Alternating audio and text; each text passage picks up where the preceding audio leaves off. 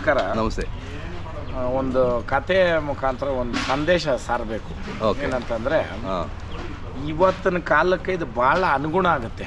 ವಿಚಾರ ಏನಂತಂದ್ರಣ್ಣ, ಒಂದು ಮದುವೆ, ಇವತ್ತು ಒಂದು ಮದುವೆನ ಯಾವ ಮಟ್ಟಕ್ಕೆ ಇಕ್ಕವ್ರೆ, ಪ್ರಿಸ್ಟೀಜು, ಒಂದು ವಂಶದ ಹೆಸರು, ನಾವು ಈ ಮದುವೆನ ಈ ಮಟ್ಟಕ್ಕೆ ಮಾಡಬೇಕು ಹಿಂಗೆ ಅಂದ್ಬಿಟ್ಟು ಜಮೀನು ಮಾರೋದು, ಸಾಲ ಮಾಡಿ ಮಾಡೋದು.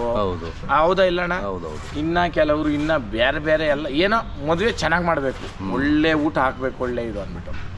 ಒಬ್ಬ ರಾಜನು ಊರಲ್ಲಿ ನನ್ನ ಮಗಳ ಮದುವೆ ಯಶಸ್ವಿಯಾಗಿರಬೇಕು, ನನ್ನ ಮಗಳ ಮದುವೆನೇ ಟಾಪು, ಅದ್ರನ್ನೇ ಮಾತಾಡ್ಬೇಕು ಜನ ಅಂದ್ಬಿಟ್ಟು ಮದುವೆ ಮಾಡ್ದಂತ. ಹೆಂಗೆ ಮಾಡ್ದ?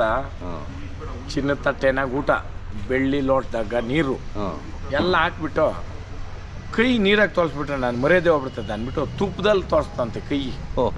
ಏನಣ್ಣ ಜನ ಕೂಗ್ದಂತ, ಅಬ್ಬಬ್ಬಬ್ಬ ಏನಯ್ಯ ಮದುವೆ, ಇಂಥ ಮದುವೆ ನಾವು ಕಣ್ಣಾಗೂ ನೋಡಿಲ್ಲ, ನಮ್ಮ ಜೀವಮಾನಕ್ಕೂ ನೋಡೋಕ್ಕಾಗಲ್ಲ ಅಂದ್ರಂತೆ.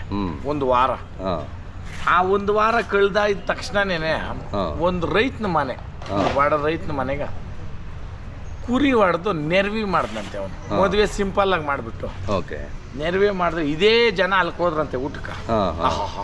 ಏನಯ್ಯ ಪೀಸು, ಏನಯ್ಯ ಕೊಬ್ಬು, ಪಬ್ಬ, ಇಂಥ ಊಟ ಇನ್ನಿಲ್ಲಯ್ಯ.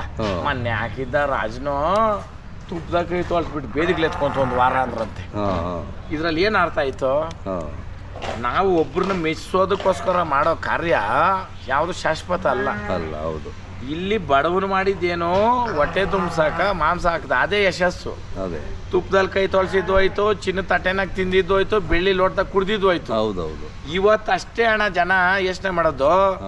ಇಂದಿರಾ ಗಾಂಧಿ ಅವ್ರು ಮಾಡಿರೋದೇನೋ, ಇವತ್ತು ಮೋದಿ ಅವ್ರು ಮಾಡ್ತಾ ಇರೋದೇನೋ, ಮುಂದಕ್ಕೆ ಬಂದು ಯಾರು ಏನ್ ಮಾಡ್ತಾರೋ ಗೊತ್ತಿಲ್ಲ. ಆ ಕಾಲಕ್ಕೆ ಅಷ್ಟೇ ಜೈಕಾರ. ಕರೆಕ್ಟಾ? ಮಾಡಿರಿ ಚಪ್ಪಾಳೆ. ಕರೆಕ್ಟ್ ತಾನೇನ? ಸಮಾನತೆ ಬಂದ್ಬಿಡ್ತಾರೆ. ಆಮೇಲೆ ಇವತ್ತು ನಡೀತಾ ಇರೋ ಯುದ್ಧಮಾನಗಳ ಕಾಲದಲ್ಲಿ ದಯವಿಟ್ಟು ಎಚ್ಚೆತ್ಕೊಳ್ರಿ ರೈತರ ಮಕ್ಕಳು. ಯಾಕಂತಂದ್ರೆ ಒಂದು ದಿನ ಬರ್ತದೆ, ನಮ್ಮನೆ ಹತ್ರಕ್ಕೆ ಸೌದೆಗೆ ಬರಬೇಕು, ನಮ್ಮನೆ ಎತ್ತು ಗಾಡಿನೇ ಕೇಳಬೇಕು, ಎಮರ್ಜೆನ್ಸಿ ಎತ್ತು ಹೊಡ್ಕೊಂಡು ಹೋಗ್ಬೇಕು ಬಂಡಿನಾಗ ಅಂತ. ಈ ಕಾಲ ಬರ್ತದೆ, ದಯವಿಟ್ಟು ನಮ್ಮ ತನನ್ ಬಿಟ್ಟು ಬದುಕೋದು ಬೇಡ. ಉದಾಹರಣೆಗ ಖಾಲಿ ಒಂದು ಗ್ಯಾಸ್ ನಿಲ್ದಿದ್ಕ ಎಷ್ಟೋ ಹೋಟ್ಲುಗಳು ಮುಚ್ಚಿಬಿಟ್ರು. ಕರೆಕ್ಟ್ ಅಣ್ಣ? ಇನ್ನು ನೆಕ್ಸ್ಟು ಆಟೋಗಳು ನಿಲ್ಲಿಸ್ತಾರೆ, ನೆಕ್ಸ್ಟ್ ನೆಕ್ಸ್ಟ್ ಪೆಟ್ರೋಲ್ ಬರ್ತದೆ, ಗಾಡಿಗಳೆಲ್ಲ ನಿಂತೋಗ್ತವೆ, ನಡ್ಕೊಂಡು ಓಡಾಡ್ಬೋದು. ವಯಸ್ಸಾದವ್ರು ಎಲ್ಲಿ ಹೋಗ್ತಾರೆ? ಎತ್ ಬಂಡಿಗೆ ಬರಬೇಕು. ಆ ಕಾರಣಕ್ಕೆ ದಯವಿಟ್ಟು ಇಲ್ಲಿ ನನ್ನ ಸ್ವಾರ್ಥ ಏನೂ ಇಲ್ಲ, ನಾನು ಹಂಗೇನ ಮಾತಾಡಿದ್ರೆ ಭಗವಂತ ನೋಡ್ಕೊಂಡ್ವಿ. ಇಲ್ಲಿ ಉದ್ದೇಶ ಏನು? ನಮ್ಮ ಹಳ್ಳಿಕಾರ ಉಳಿಬೇಕು, ಬೆಳಿಬೇಕು ಅಷ್ಟೇ. ಅಪ್ಪ ಇಬ್ಬರಿದ್ರಿ, ಇನ್ನೊಬ್ನೆಲ್ಲ